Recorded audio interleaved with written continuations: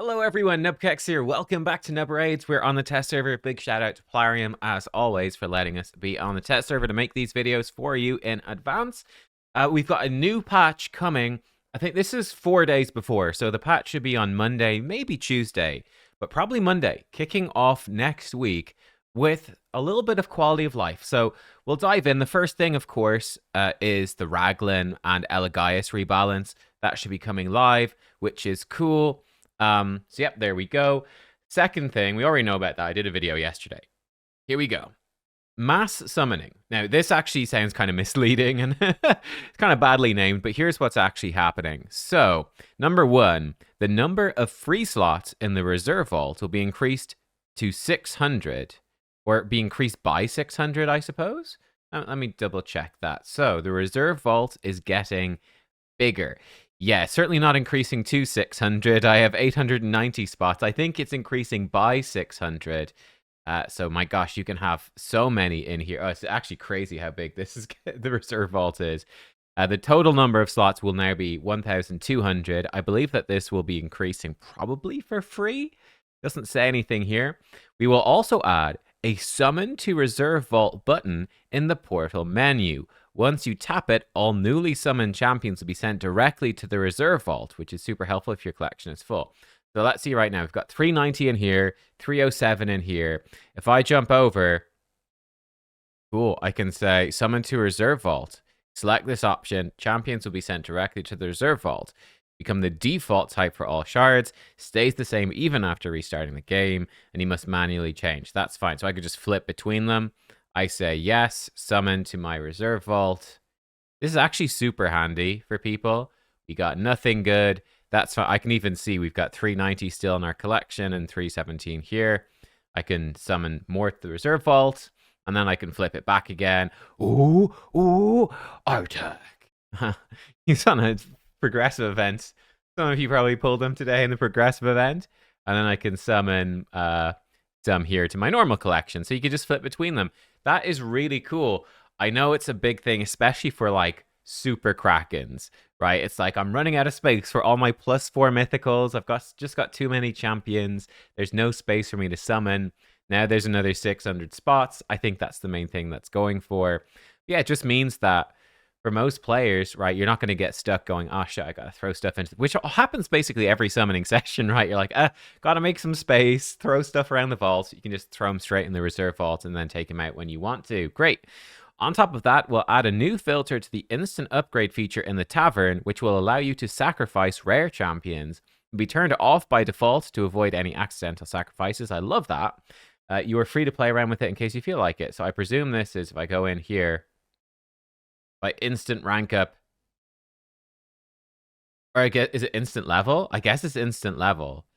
Yeah. Okay, so let's say I want to instant upgrade Kale. I've never actually used the instant upgrade feature. It's really struggling, Jesus. I click this, it's got a, oh I see. To level him up, it's gonna chomp down all of those. I can say include the reserve vault, include rare champions as well. Apply. Wow, it really, oh my god, this is really struggling. Yet I've not used this feature before. I'm also getting a new PC at some point soon, because I do have an old PC. The game's just frozen. Okay, I'll pause it. No, there we go. We're back in. Okay, now it's gonna start eating stuff from the reserve vault if I wanted it to. That's cool. It's an optional thing. Again, I think this is really mostly designed for Krakens, okay? Which is, I'm buying tons of shards, I'm summoning tons of shards. It's just a pain to actually just munch through all of these rares, and I don't care about 3-star chickens or being efficient with food or anything like that, because I'm giving Plarium like thousands of dollars worth of shards like every day. I don't know, it's that sort of thing. So yeah, cool. All right, let's see what else we've got. We also have some miscellaneous changes. Ooh, and then there's a bunch of relics as well. But just as promised, Basalt of various ranks will be added as a reward to certain stages in the Cursed City, Live Arena seasonal rewards, and Chimera trials. Okay, we'll take a look at that in a second. An issue prevented clans from getting clan league points for victories in sieges, 6, 7, and 8 being, okay, fixed, and bugs. Bug caused siege attacks roll, blah, blah. Okay, cool. So some bug fixes for siege. Let's take a look. So some Chimera trials. We'll just take a quick gander. Chimera's on. Bro. Okay, it's active in 25 minutes. I guess I'll just try come back for that. That's oh man, go wait for the test server, guys. Unfortunately, also Live Arena doesn't exist on the test server. Okay, so I can't show you Chimera. I can't show you Live Arena. Curse City. Let's look at Curse City. Thank you, Plarium, once again for letting us on the test server. I'm only joking. And all the rewards are pre-claimed, so I can't see that either. There's basalt. Be excited, folks. There you go. Make sure to like, comment, and subscribe if you enjoyed my test server showcase of this edition. I mean, that's cool. More basalt. I am curious. Will it be just like ranks 1 and 2 and maybe a couple of rank 3s, or will there actually be some substantial stuff here? Certainly, it will help us to rank relics up more. But like, are they going to be dropping like rank 4 and 5 basalt? Like, crazy? I don't know. We'll see. Maybe we can see if Chimera will reset in 25 minutes, because there is some other stuff to look at first, and I'll obviously pause it and edit it together and all that, so you don't have to wait. Okay, now big point number 4 though, while we wait for that, is the biggest one of the lot. It is in the event tab. We've got obviously Discovery, which is Teenage Mutant Ninja Turtles, but we go further. Forge Pass. 8 new Forge Pass relics. We're going to look at all of them. Here is some info though. The next update will introduce a new Forge Pass tier, Platinum. It will be sort of a step up from Gold. Oof. We'll focus on relic crafting materials, gleaming fire gems. You'll be able to use those to create 8 new relics of a unique Forge Pass group, okay? If you get Platinum right away, you get the benefits of the Gold Pass as well. But not every Forge Pass will necessarily feature all 3 tiers at once. This is a little unfortunate. So I think the Gold Pass is just the basic premium one, but it's still like $20. So this is going to be on top of that. So this could be really expensive, is my worry. Yeah, I kind of feel like it would be cool if, you know, that like this Platinum, I don't like that it's a tier up, really. Like, you know, if they did a Forge, just instead of a Forge Pass, if they did a Relic Pass instead, just standalone, I don't know, whatever, $15-$20. Let's just keep it reasonable. Let's say it's the same as the Forge Pass, $20 for a Relic Pass, and you get the Relic stuff. It'd be okay.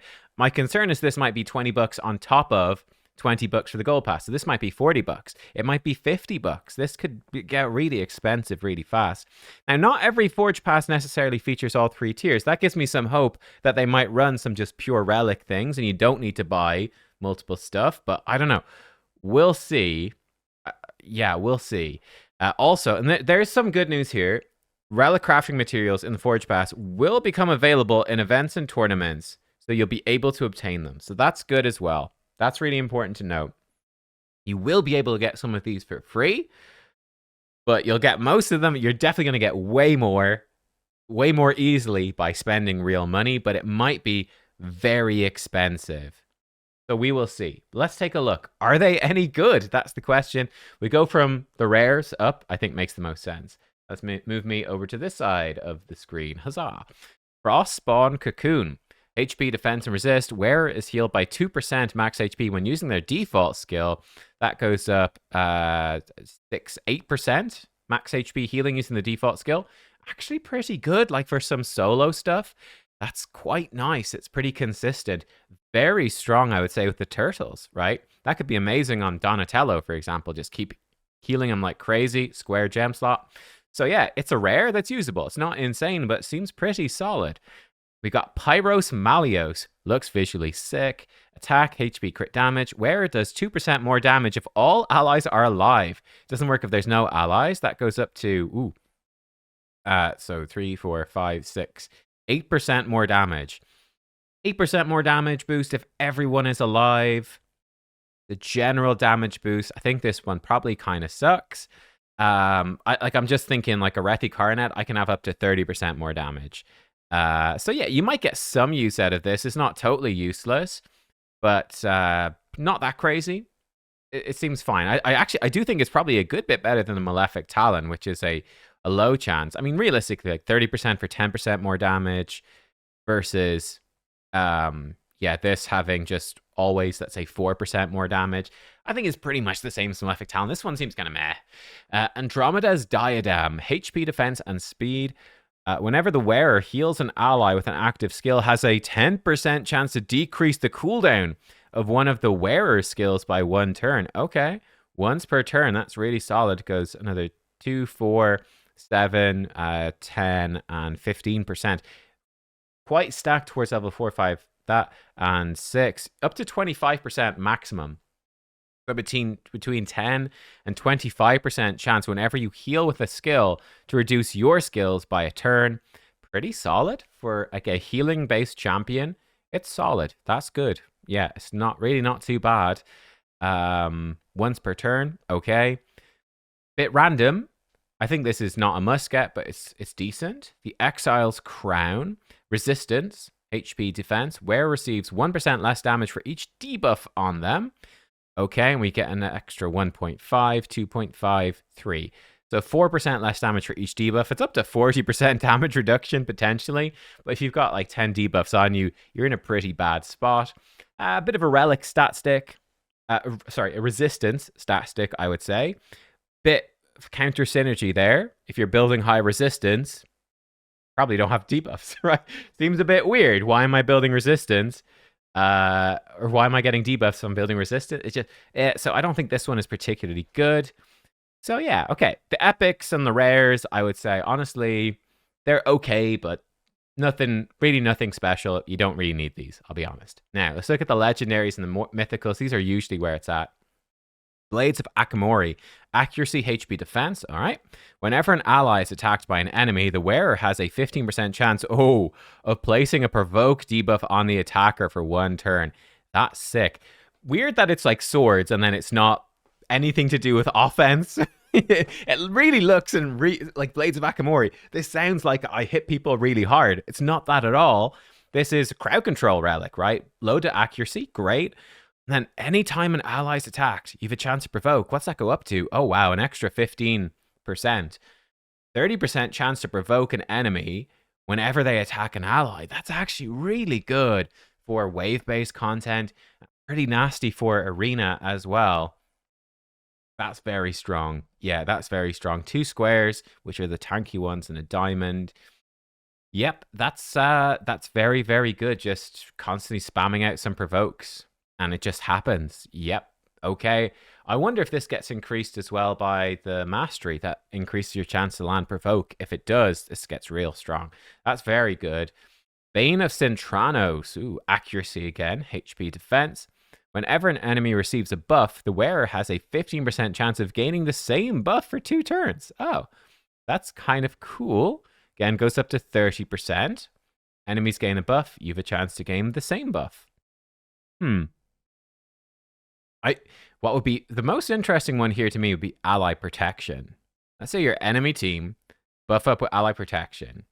If you gain the ally protection and you take damage, presumably, like when an enemy steals your ally protection, you're just going to send that ally protection damage back at their ally protector, which is kind of cool, actually. That's not bad. And also the thing with this, let's say even if you've got it level 3, right, 21% chance, let's say an Arbiter puts increase attack on her whole team. That's 4 enemies getting it. You've got 4 21% chances.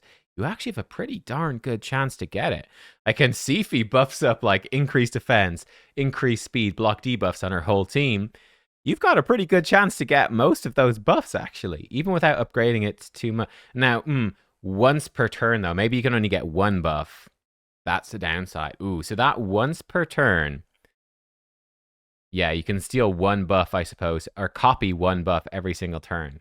So, yeah, you'd have lots of chances for it to trigger, but can trigger a maximum of 1 time. So, yeah, against the Sifi, very likely you're getting a buff, but it could be any of them. This might be good. This might be bad. Again, you're giving up a lot to use this. Not particularly good against that many bosses and stuff. You're typically even bringing block buffs to stop bosses getting buffs. Interesting. It sounds really cool. This might actually suck in practice. It might be like, I'm very randomly going to get a buff. It might be totally useless. I don't know. We'll see. That one, it's a cool idea, but it might be totally useless, actually. We'll see. I think the Blades of Akamori is much better, but they're both cool. Similar theme, both cool. Then the Mythicals, Immortal Visage, or Visage, Mythical. Speed, oop, it's good. Already it's good. HP defense. Once per round, wearer is revived with 50% HP, 50% turn meter. Holy shit, that's insane. This is a self-revive. What's that go up to? No. Oh my god, this relic is busted. So you get 24 speed, and then you can be revived with 100% HP and turn meter. Once per round as well. So like in Faction Wars, this can happen in multiple waves. Obviously not good for a boss fight, but this is insane for arena. Like that's insane. You know, throw it on your Arbiter. Your Arbiter's super fast. Your whole team gets killed. Arbiter comes back 100% 100 turn meter and HP, revives your team. Boom. You know, like this is sick. This is really, really strong. That's insane. And then Dread Bomb. Crit damage, speed, ooh, an attack, really good. Wearer has a 10% chance to gain an extra turn when attacking. And Wearer also ignores 10% of an enemy's defense when attacking during extra turns. Extra 10%, 20% chance for an extra turn. It's got 3 triangle gem slots as well. Oh my god, this relic is also insane.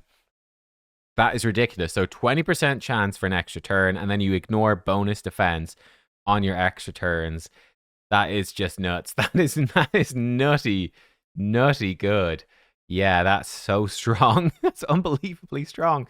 Wow. Okay, so both of these mythicals are absolutely bonkers.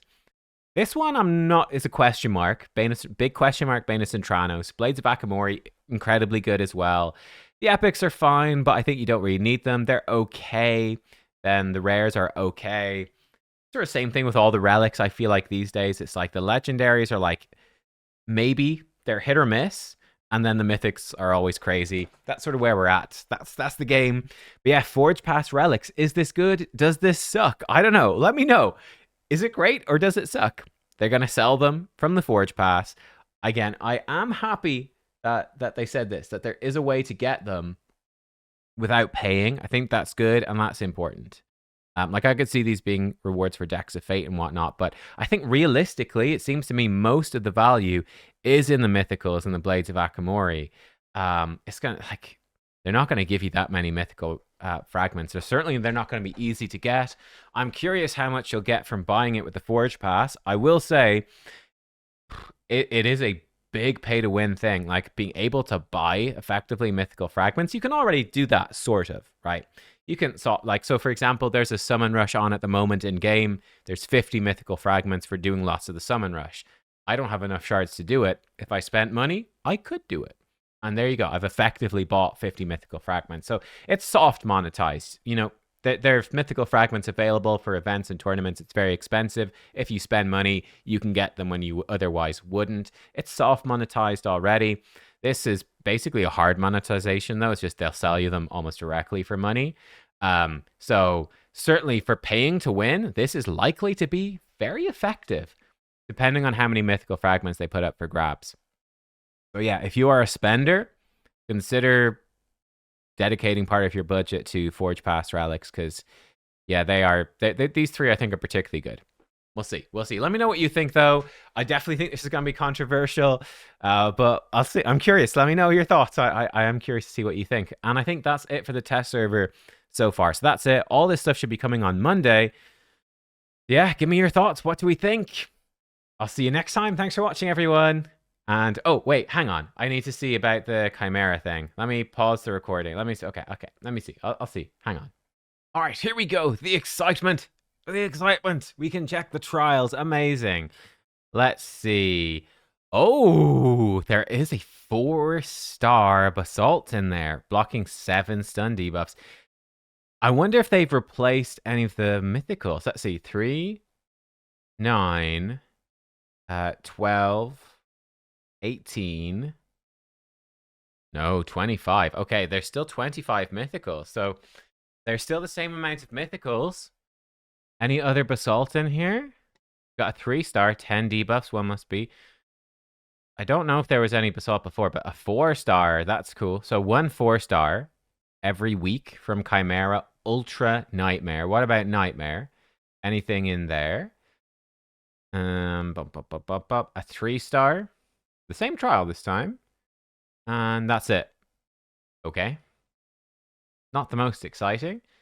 Look at Brutal. What are we going to get? Here we go. Master Chest. Wow. Exciting. Exciting. Right. Any basalt. 2-star. They're really pushing this one. The decrease resistance. Is this going to be a thing? Is it always going to be decrease resist? The trials change up with every rotation, but yeah, maybe it's always going to be that. What about in here? Like anything in the chests? Still a 2-star basalt for your top chest Ultra Nightmare. Seems right. I'm being sarcastic, don't you worry. Yeah, a bunch of 2-stars still in there for your weekly chest. Lovely. And it's still a 2-star. Oh, you get 1 star. That's right. 1 star for the night chest. Oh, man. All right. Well, hey, there we go. So yeah, there is a 4-star basalt up every week in Ultra Nightmare, but it's very, very hard to get. But it's there. I don't know. Is that any good? Don't know. There we go, guys, though. That's it. That's everything for the video. Hope you enjoyed. Let me know what you think. Thanks for watching. And yeah, I'll see you next time. Goodbye.